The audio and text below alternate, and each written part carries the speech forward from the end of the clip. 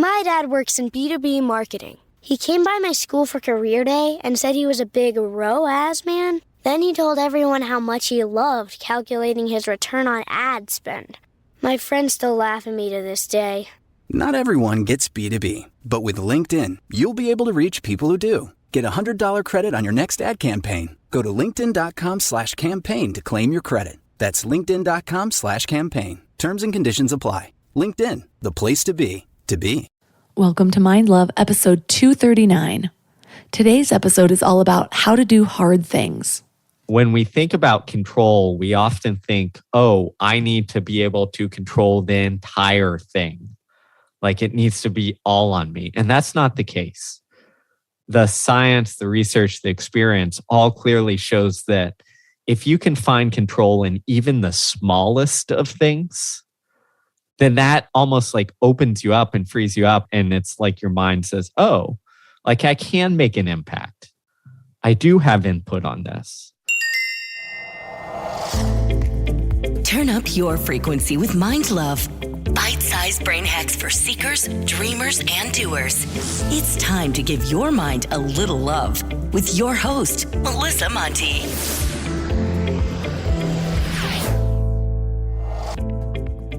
If you're new to Mind Love, first, I am so glad you're here. And second, don't forget to hit subscribe so you never miss an episode.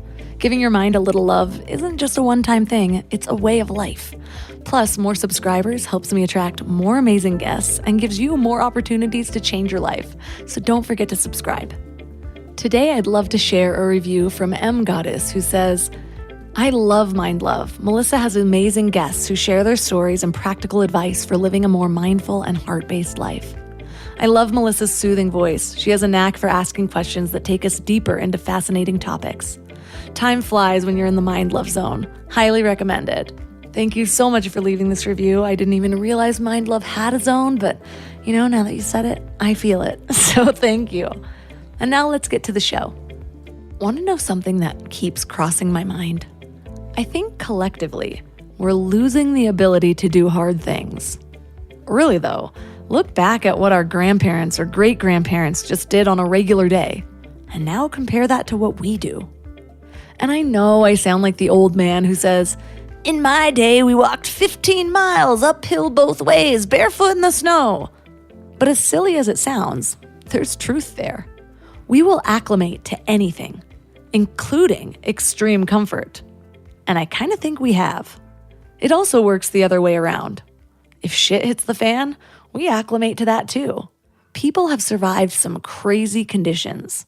And if you would have asked them if they were up for it beforehand, they likely would have said, absolutely not. How could anyone live through that? But it seems like the general rule is use it or lose it. The comfier life gets, the harder hard things seem. I was listening to a docuseries podcast the other day about a missionary scandal in Uganda. And some of the people that they interviewed are people living in a level of poverty that is so far from my experience that I can't really even comprehend it. As in, coming up with $20 in a full year's time is impossible for them. The problems they face are survival-based. Food, shelter, infectious diseases. And then I'm over here subconsciously creating problems that aren't even real. Just made up things that don't exist. And part of the reason for that is that humans are built for struggle. If we don't have real ones, we'll make some up. Our brains are wired for negative thinking. And they do this for our survival. We like to hone in on what might go wrong so that we're not caught off guard. But because our brains are wired for this, the more time that we spend in our heads, the more problems we feel like we have. And the cushier our lives become, the more time we can spend in our heads because we aren't farming the fields or milking the cows or carrying water. So of course our perceived problems seem bigger. And as a little disclaimer, I know that there are some of you listening who do have some big problems that other people can't comprehend. And other people who have what some people might look at as little problems and it feels big to you. So I'm not negating any of that. And wherever you are, I'm sending you love. But it is interesting to look back at the evolution of society. The way we viewed toughness decades ago is now considered toxic or emotional bypassing. But I'm not sure that this new way is working well for us either. It's so easy to argue something that's just a concept. It reminds me of the book Punished by Rewards, which I read last year after I had a baby, and how the idea that praise works better than punishment led to an entire generation of moms praising their kids for everything. And it makes a lot of sense. Suddenly kids are incentivized or rewarded for helping out, so they do more often. Until the kid moves out and no one's praising or rewarding anymore, so they have no motivation. And they don't know how to create it in themselves because the way they were raised ensured that all of their motivation was extrinsic rather than intrinsic. So maybe we need to wait to see how society turns out before we declare that we know the better way. Like, hey, we've implemented this in society. Everybody doing okay? Were there some repercussions that we didn't think of?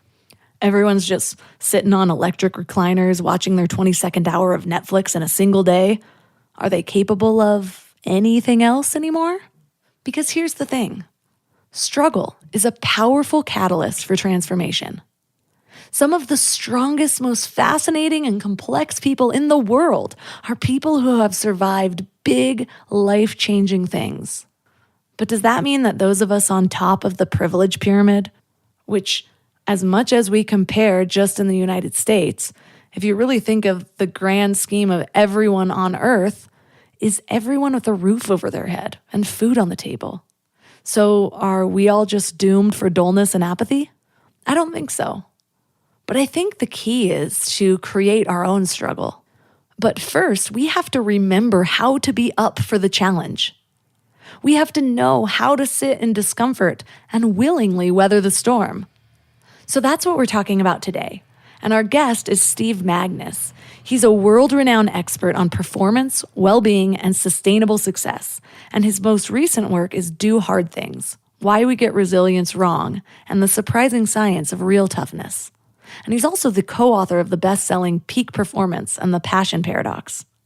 So 3 key things we will learn are what we got wrong about toughness that actually was toxic, how to create inner confidence, and 4 pillars of toughness that we need to step up and do hard things.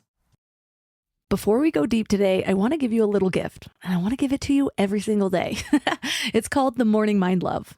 I know how life can be. You're all fired up after an inspiring episode, and then a new day or a new challenge comes at you, and it's just hard to keep up that energy. Well, the Morning Mind Love is kind of like an oracle from your higher self to help you start each day with a positive focus. Plus, when you sign up, you get 2 free gifts, a 30-minute binaural meditation and 30 days of journaling prompts to help you remember who you truly are. And it's all completely free. So join over 9,000 people and go to mindlove.com to sign up or text the word morning to 33777.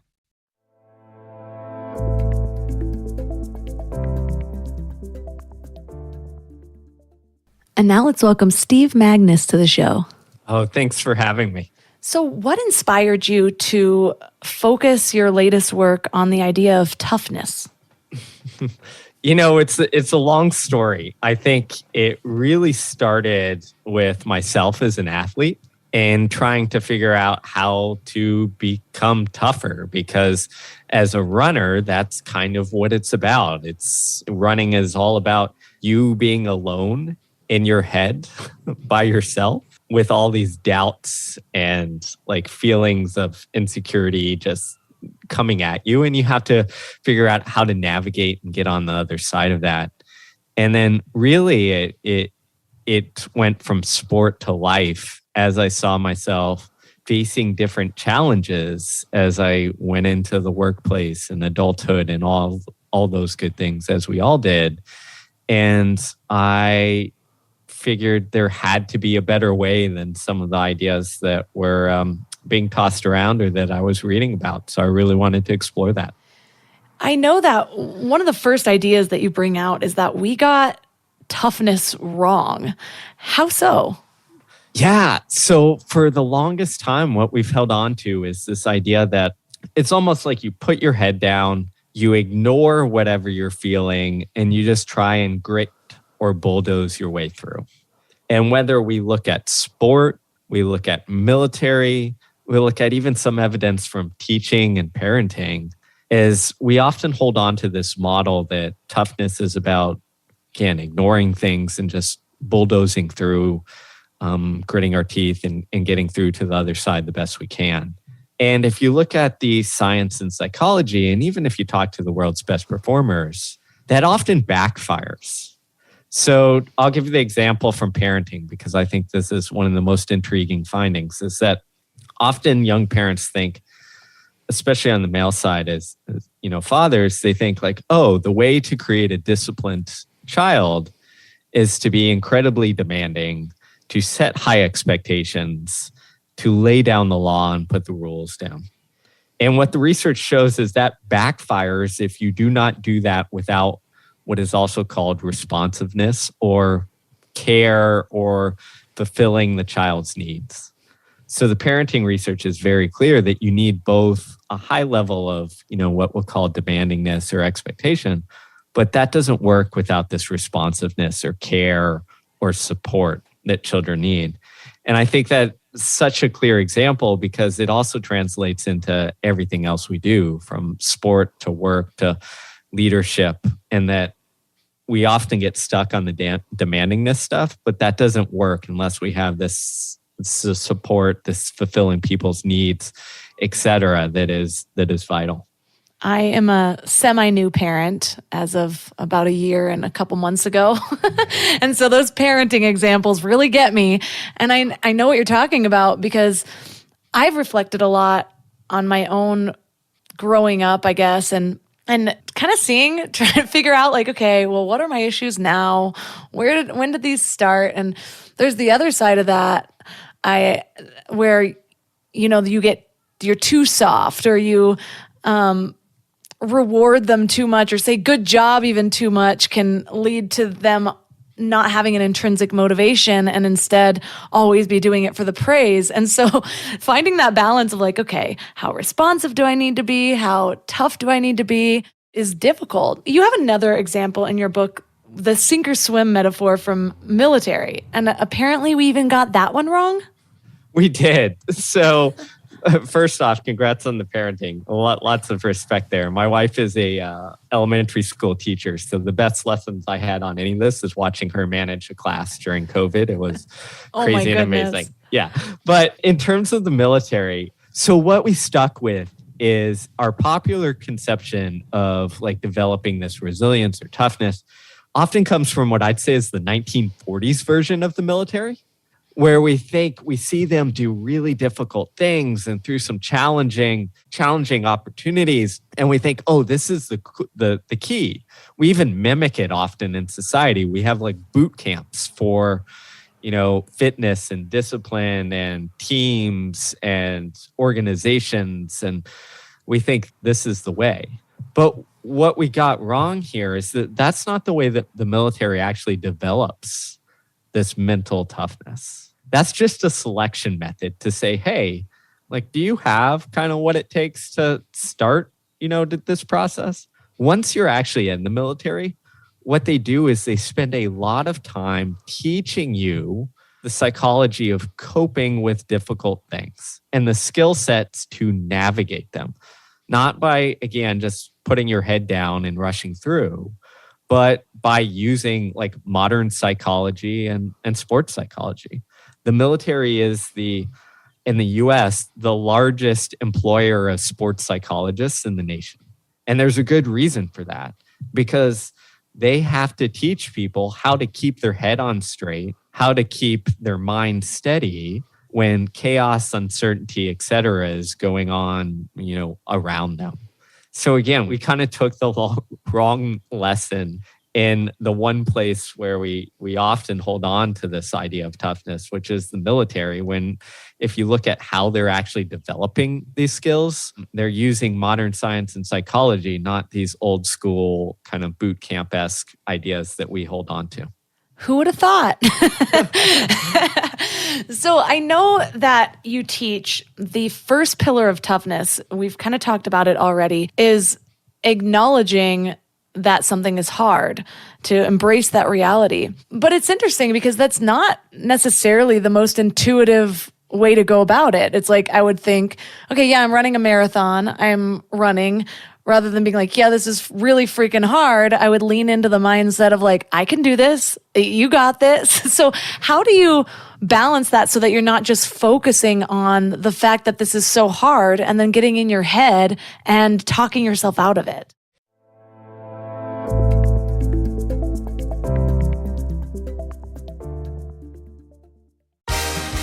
Black Friday is coming, and for the adults in your life who love the coolest toys, well, there's something for them this year too.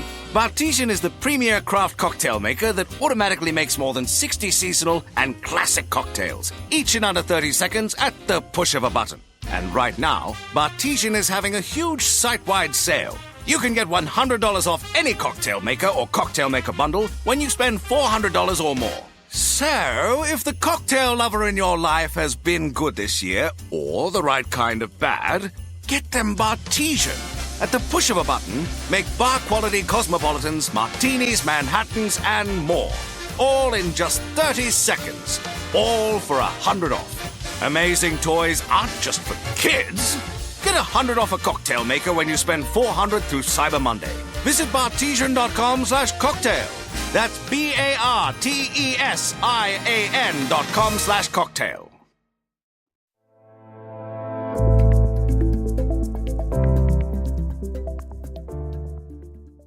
How do you balance that so that you're not just focusing on the fact that this is so hard and then getting in your head and talking yourself out of it? Yeah, it really is this kind of finding this sweet spot, right? And when I mean embrace reality, I mean just that. Reality is understanding the actual difficulty of it, not blowing it up in your head to be too big or too small. So to use that marathon example, right, is if you go into the race and think, this is a piece of cake, I got this, I've done the training, you got it, no problem. What happens when it inevitably becomes difficult is that reality smacks you in the face. And you spiral out of control to freak out because your brain's sitting there going like, hey, you told me this was going to be a piece of the cake and you got this. Like, what in the world happened? You don't got this. So I'm going to take over and kind of shut you down. Now, on the opposite extreme, right, if you go in and you say, oh my gosh, this is going to be the most difficult thing in the world. I don't know if I can do this. This is going to be, life or death to go through this. What happens is your brain says, oh my gosh, this is going to be incredibly difficult. We better go into a hyper protective state and we're going to be super cautious and tell you to keep slow, keep slow, keep slow. And because of that, you might not, reach your capabilities or see what you're capable of in terms of your performance. So when we talk about embracing reality, it's about acknowledging the actual difficulty of it and then acknowledging what your capabilities are. So research clearly shows us is that it's when these two things have at least a decent overlap, which is your perception of the difficulty and your perception of your ability to handle whatever that event or whatever that thing is. And we want those to match up to a degree. So sometimes that means you're, pulling yourself back in towards reality. Sometimes that means you're pushing your confidence up to where it actually should be based on, what you're capable of. That makes a lot of sense because so often I know so many guests have brought up the point that our realities are way more subjective than we think they are. Somebody experiences something and it's like the best thing in the world, and the other person experiences the exact same thing and it's absolutely terrible. Or some people look at a challenge and they're like, that's a piece of cake. I got this. And other people look at the exact same challenge and they might even have the same skills and be like, no, I could never do that. It was funny because I was reading a different book from a different guest and I was looking at the reviews on Amazon. And this book was only about like really understanding how to practice better if you're an elite athlete or wanting to learn anything, an instrument. And one of the 1-star reviews, I get a kick out of 1-star reviews, was just like, yeah, but the author doesn't talk about that not everyone has these capabilities. And I'm like looking at it and I'm like, oh my God, that is the fixed mindset at its finest. This is like just how to practice to learn something. And you're already shutting yourself down before you can even learn that. And so the idea for so many of these external challenges is to turn inward and say like, well, how can I look at this differently or look at myself differently in order to perceive this in a way where I feel capable? But then the question is how do we start to create that inner confidence so that we perceive these challenges a little bit differently? Yeah, that's a great example. And I'm glad you can look at the 1-star reviews. I try to avoid those, but only other people's 1-star reviews. That's true. Maybe that's the key to training toughness. I'm going to start looking at my 1-star reviews. But you make a great point, which is perception matters a whole heck of a lot. And we create that story in our head, and that story can be, completely different from someone who has a very similar experience. You even see this in how perception shifts our biology.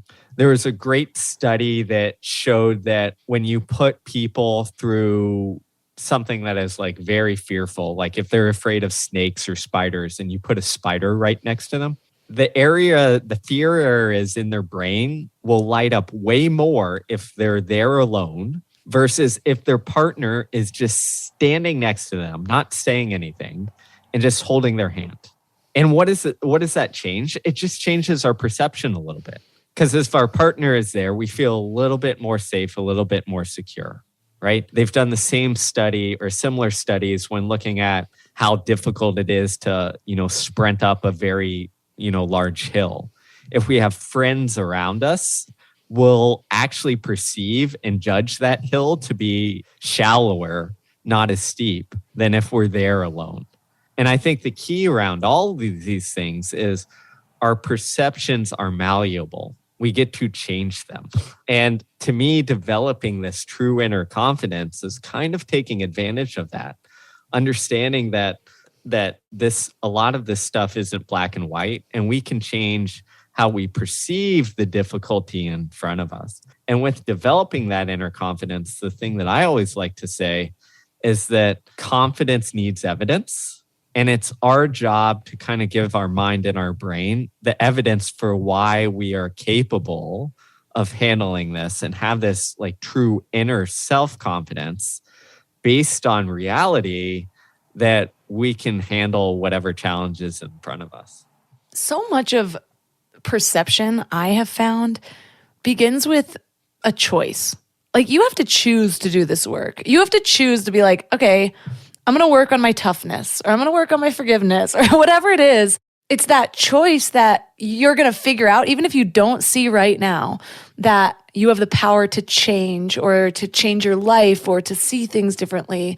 The first step is choosing to do the work in order to find that way. I think that's such a important point, because what happens if you don't? If you don't make that choice, then you've shut down. You've essentially put up this wall and said, you know what, I'm going to live in this like defensive, like not open world where nothing gets in. If you choose to work on yourself, you choose to say, hey, I'm going to try and get better at this. What you're doing is you're opening yourself up to change and improvement. And you can see the same phenomenon occur in conversations, right? If you walk into a conversation and you say, hey, Melissa might believe some different things from me, but she's really smart. I'm going to listen and see what I can take away from that. You're going to learn from that conversation. If you come into that conversation and you say, hey, no, I've got it all figured out. I don't know why I'm here. Even if you say some utterly brilliant things, my brain's I'm not going to process them. I'm not going to take hold of them. I'm on like defend and shut down mode. So I think it's so important when we look at, regardless of what ability or technique or tactic we're trying to improve, is coming in with this open mindset of, hey, I'm going to make the choice to get better. I'm going to make the choice to do the work. That almost like primes us to be open and absorbing in that kind of growth mindset or growth mode. And a lot of toughness, some of the examples that we gave already were like, training for a marathon or doing some big accomplishment of some sort. But a lot of the times that people need to develop toughness is just dealing with the ins and outs of like what happens in life and in the world, or feeling out of control. And there was a quote in your book that said, when we don't have control, we lose the capacity to cope. It's when we have a choice that toughness is trained. And so what I gather from that is that it's almost this choosing to be tough is seeing your side in this. Like, yes, there's all these things out of my control, but I can choose how I'm responding to this. I can choose the areas of control or the sense of control. I can find the areas that I have a sense of control. How do you recommend that people develop more of that sense of control within themselves? Yeah, I think this is another one of those really important points, especially in today's society where we often are just put in a place where it feels like our life is spinning out of control and uncertain, and everything's just happening to us and we are just caught reacting. And I think the key is when we think about control, we often think, oh, I need to be able to control the entire thing. Like it needs to be all on me. And that's not the case. The science, the research, the experience all clearly shows that if you can find control in even the smallest of things, then that almost like opens you up and frees you up and tells you, and it's like your mind says, oh, like I can make an impact. I do have input on this. So whenever I work with people on this idea of control, I say, find control in the smallest thing that is related to whatever it is you're overcoming, or whatever it is, life is throwing at you. If your sense of control is simply, hey, I'm going to get up every morning and I'm going to brush my teeth and make myself breakfast and go about my day, that sometimes is enough. If you look at, going to the extreme, if you look at the data and research on Holocaust survivors during World War II, one of the things they often cited was having something in their life that it was them doing. So there were individuals who cited, combing their hair, for example, or, brushing their teeth, or just very simple things in a world where everything else was outside of their control. Everything else was, all their freedoms were kind of taken away going through that space. If they could find an inkling of something that, hey, every day I'm going to do this, research showed that it helped them cope with the atrocities that they were going through. So I think about that story all the time in my own life is, even if everything feels uncertain and uncontrollable around me, what are the things in my life that, I can do? And, one more example that I think might drive this home is that you see this often in sport. Regardless of the sport, it seems like, every athlete has their little ritual before they, walk up to the plate and bat in baseball or get ready to serve in tennis. They go or shoot a free throw. They all have their ritual. Well, why do they do that? A large part of that is control. Because if you go through the same ritual before you shoot your free throw, you're taking a situation that is like, hey, yeah, it involves my skill, but there's a lot of luck and uncertainty around here. And you're saying, nope, every time before I shoot a free throw, I bounce the ball 3 times and then take my shot. That is giving your brain just a little bit of control amidst the chaos that often frees you up to perform. I find so much power in little rituals. For example, when you're talking, I was thinking just about my morning routine. I change my morning routine up. I'm that kind of person. I used to feel like a failure because I couldn't keep the same one. Now I'm like, I'm getting bored of this one, need to switch it up. But right now, the very first thing I do in the morning is meditate. So it's a lot easier to get out of bed at 5 a.m. when I'm like, okay, all I have to do is sit upright on a cushion and still have my eyes closed. But it's interesting because sometimes if something gets in the way and I can't do that, I'm like, I need to at least find another moment of just stillness to myself. And it's like it calibrates me. But I think one of the biggest things that it does is so often, whether we're stressed out about life, whether we're nervous about some sport that we're about to play or a run we're about to take, that worry and that anticipation or the fear or whatever is all in our head. And the moment that I get into my ritual, I'm back in my body, I'm engaging with the world. And so the mind has a little bit less power there because I'm back in my body in that present moment. And I know that brings me to your second pillar of toughness is listening to your body.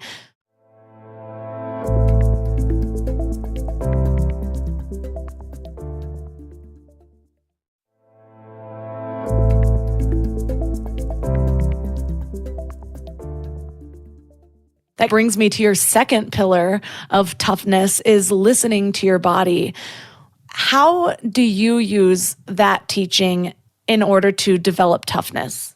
Yeah, I love that example you just gave because that's such a very clear example of this, which is our body holds power, right? We often get stuck in our mind and let it take control, but our body is communicating with our mind all the time. And often it can direct us in different spaces. So when I say listen to your body, all those emotions, the feelings, all of that experience is information.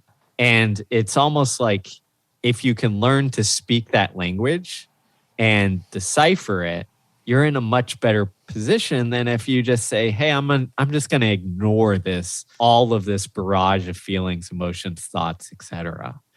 And I think if you understand how the body works and how it communicates, it puts you in a better position to navigate these situations that often come with, again, all sorts of emotions, feelings, etc., than if you don't. So a large part of this is, like in your meditative practice, what do you do during meditation is you literally just sit there and sit with whatever you're feeling, whatever emotions pop up, whatever thoughts pop up, and you're just either coming back to the breath or letting those emotions, feelings, etc., kind of float away. And what you're doing there is kind of like tapping into, hey, I know this is all going on in my body, and I can either learn to navigate it, understand it, or, I can fight it. And it's much better to understand and navigate than fight it. Yeah, that was such a big learning lesson for me because I spent so many years thinking that toughness was turning that off. Nope, that's not going to affect me. And I went through a pretty hard time in my late teens and early 20s, sexual assault, losing my dad, losing a good friend to suicide. And so I really remember people asking me, how are you doing? That's a lot to go through in such a short period of time. And saying no, I don't understand why people let these things affect them. I'm not going to do that.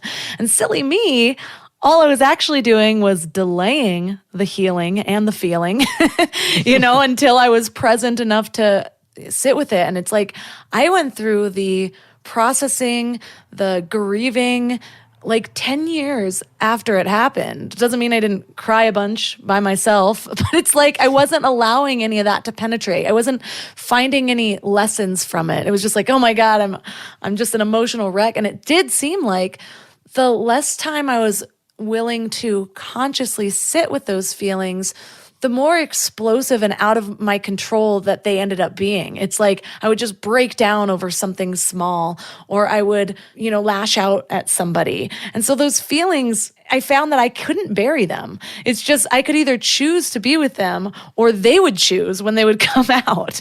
Thanks for sharing that, by the way. I think that, again, I think you're spot on, is that what we know from, again, psychology is if we resist those feelings and emotions and try and bury them, all that does is it makes them, I'd say, come back for more. They're more stronger. They grow in this power so much that eventually they kind of pop or blow up to the surface and are outside of our control. And that just is how things happen, because if you don't process and understand things, again, you're giving that power away. And to me, we talked about a little bit about this in control. Control doesn't mean oh, I have forceful control over these things, but it's having that ability to have that choice of, okay, I experienced this. here's what I'm feeling. Here's what the emotions are. Let me sit with these and understand these. That's control, right? That's saying, hey, we're going to figure this out. When we just try to push things away and ignore things, we give that away. And unfortunately, in our society, is often we send that message that the quote unquote tough thing to do is to push and ignore. I mean, outside of, everyday life, like that's certainly the message that I received in sport growing up, is that you don't show any emotions. You don't have any of those experiences. You just push them away. That's also the message that, growing up, I received about like mental health. How do you get through things? Oh, you just push them away and ignore them. And like, you don't need to cry or do any of those things, especially as a male in society. Like that was very adamant growing up. And I think that when we do that, when we send that message, we do ourselves a disservice, because there's a reason we have emotions and feelings and all of those things. Like they're not just there haphazardly. Like they're our body and our brain's communication system. Well, if we continually try and push that communication down, of course it's going to come back for more. You teach that feelings are predictive and not reactive. What do you mean by that? So often what we think is that feelings come about because of something that occurred. But what, again, most of the modern science and psychology shows is that we actually unleash our feelings like in anticipation of what we're going through. So it's almost like our brain says, hey, you're going through this very difficult thing. I'm going to like unleash these feelings to communicate this message and put you in this state. And I think that's an important distinction, because again, if we think of our feelings as messengers, then it makes sense that they're predictive in nature, because they're telling us what we're about to experience and what we're going to have to go through. The clearest example I could maybe give on this is, think if you're out in the woods, on the savannah or whatever have you, thousands of years ago, the feeling it goes off when you might see a bear or lion or whatever have you. That feeling comes about that instant you see it, because your brain is trying to say, hey, there's danger here, and to take action, to do something about it. So in this case, they're like predicting like, hey, we need to take an action. And this is the action I think you should take, which depending on the feeling could be to fight, could be to run away, could be whatever. So I think in the same way in modern society is, if we see those feelings as messengers, then we get to learn, hey, do I listen to this message? Or is it one that maybe is a false alarm that I shouldn't listen to?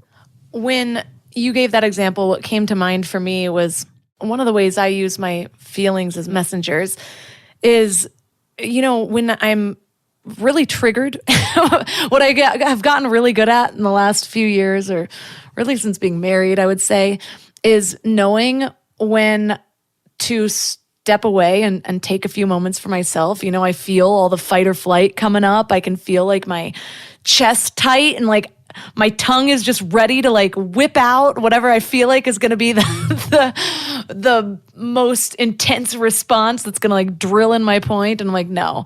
When I get these feelings, I used to lean in, and it was like when I'd go on like a monologue of a rant of some sort. And now it's my time to like step back and go take a moment for myself, which kind of brings me to your third pillar, which is about responding instead of reacting. And so I know for me, for those feelings that are coming up, if I stay there in the argument or whatever it is, I'm going to say something that I don't mean, or I'm going to react from my lower self, as I like to call it.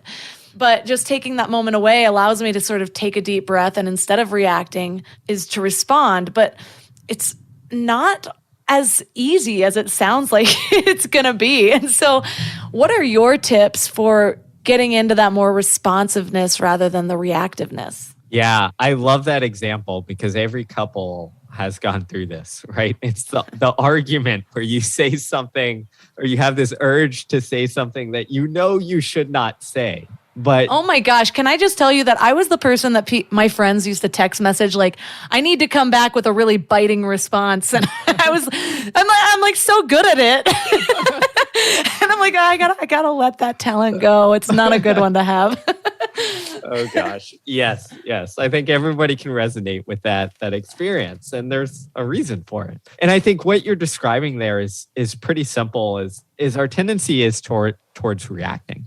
And reacting is when we're in that moment, we feel those barrage of feelings, like that urge to say that thing or do that thing, and we just let it go.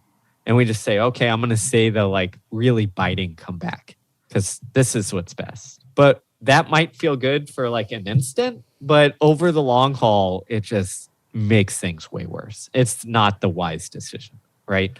Responding is creating space so that you can recognize, even just for a second, it says, hey, I'm going down this path. I might not want to go down this path. And you can divert and like actively choose, like, okay, this isn't the path that I want to go down. I'm going to stop this snowball rolling down this hill. And I think that's the key. So anything that you can do to create just a little bit of space in that moment, right?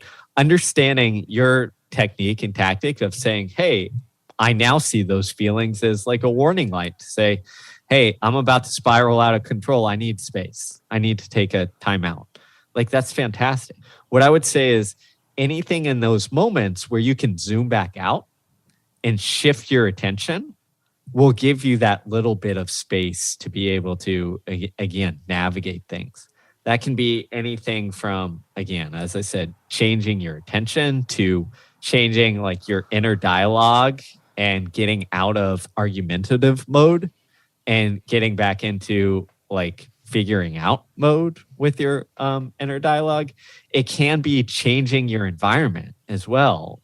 Again, tons of research on parenting and relationship expertise that shows that even when we're in our arguments, like moving that argument somewhere else actually often gives you just enough space to kind of get out of that negative spiral and negative loop.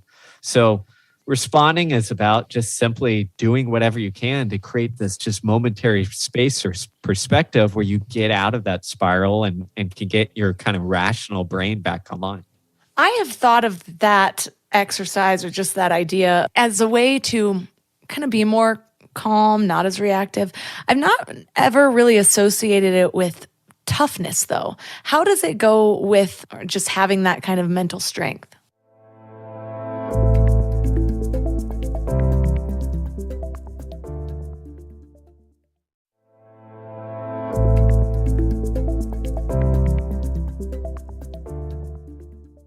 How does it go with just having that kind of mental strength? Yeah, that's a good question. What I would say is this, pretty simple, is if you look at any situation that is, you're going through for life's challenging, what is it but navigating this chaos that's going on?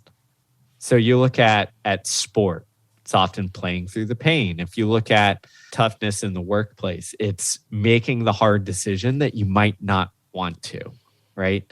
If you look at parenting, it's, maybe doing the discipline when you might not want to at that point, or like doing something for your child that is best over the long haul, but might cause something, difficult in the short term.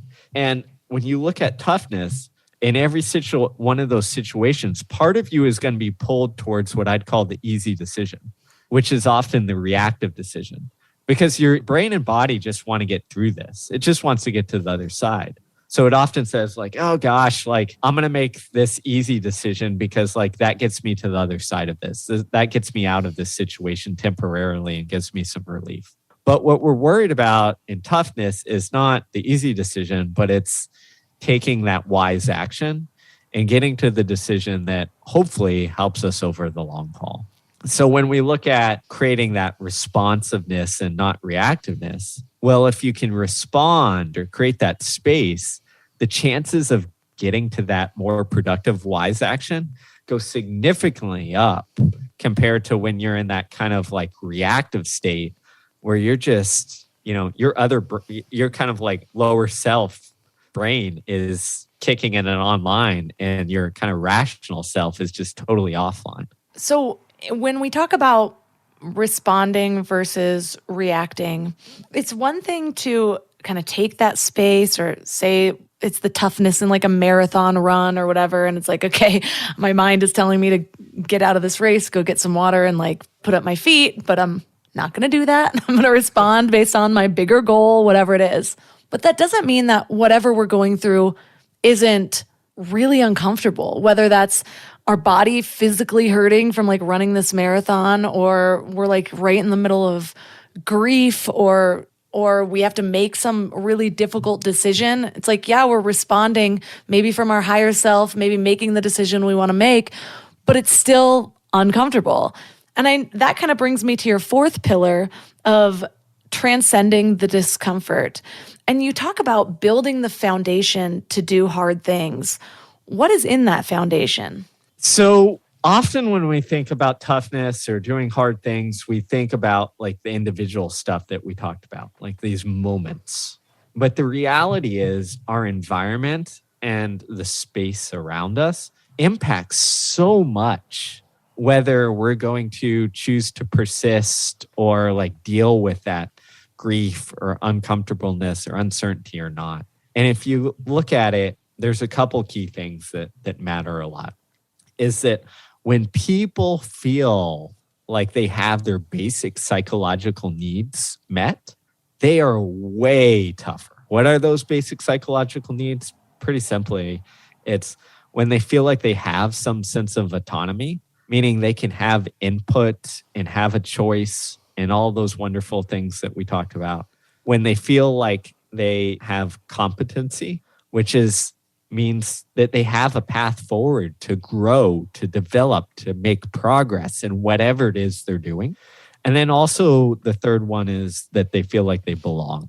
And I think this is often the most important one, is when we have a community around us or family around us or a workplace that tells us that we're part of it and that we belong, then we can handle challenges to a much higher degree. When we feel like we belong, all sorts of research that shows that we will actually appraise like pain, discomfort, etc., as being less than if we don't, if we're isolated. So I think it's really important. We often think of these ideas of toughness or resilience on an individual level, but our community, our environment, our workplace, all of those things set us up to be able to handle difficulties and challenges, or they can work against us and thwart our abilities. So I'm always, advocating for people to, hey, if you're going through a difficult moment or life's challenging times, like make sure your environment is set up around you to support you, to give you the security that you need to handle whatever it is you're going through. That's a good point. I am very affected by my environment. I also am just like, I've had a lot of different addictions in my life. And so I know the power of or I know what it takes to break bad habits down to like full-on addictions or eating disorders, things like that. And so one thing that comes to mind is my mom is all about like putting everything away.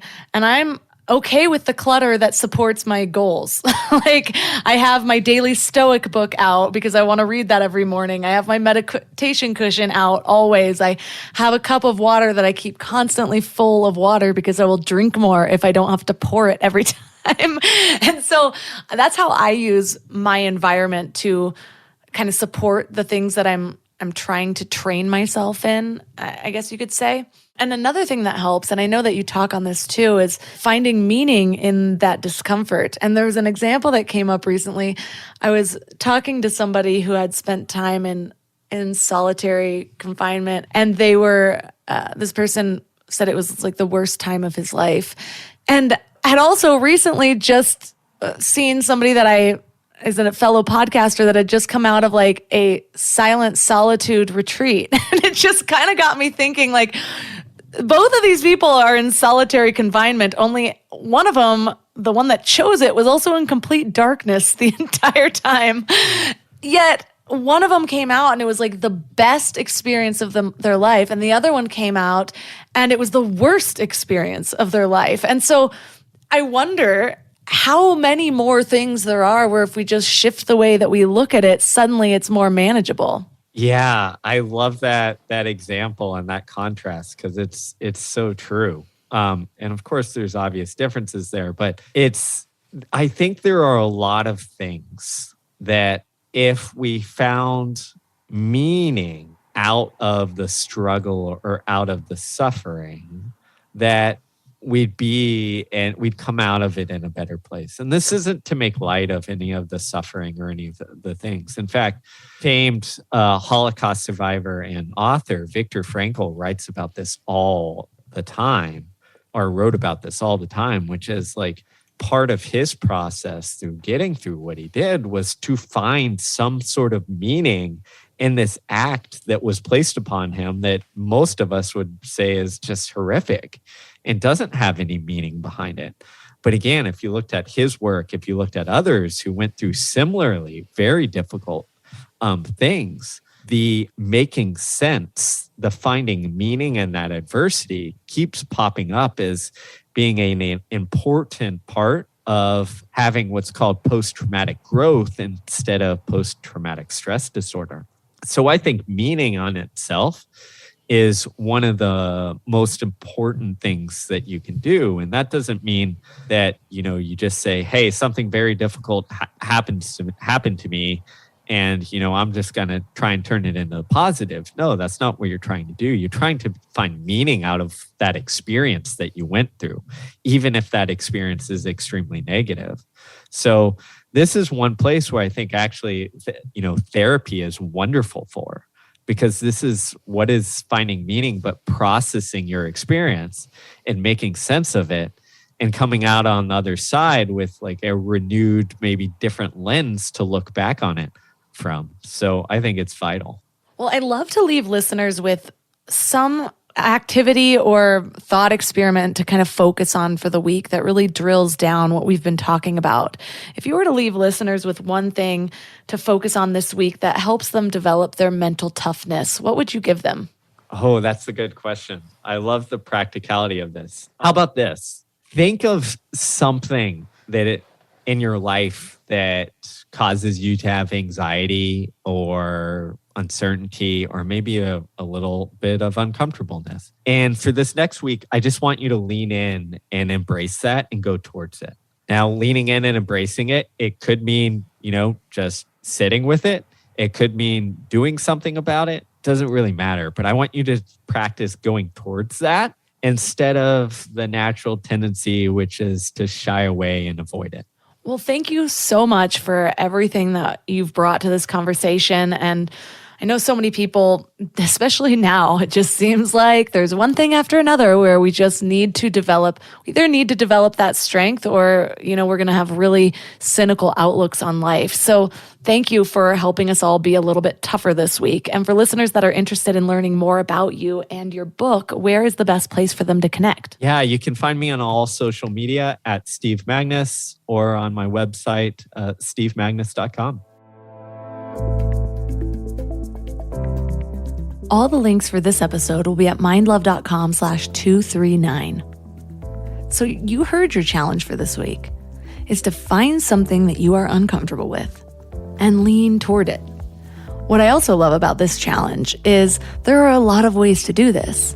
And so this can also be a practice of listening to your own internal guidance.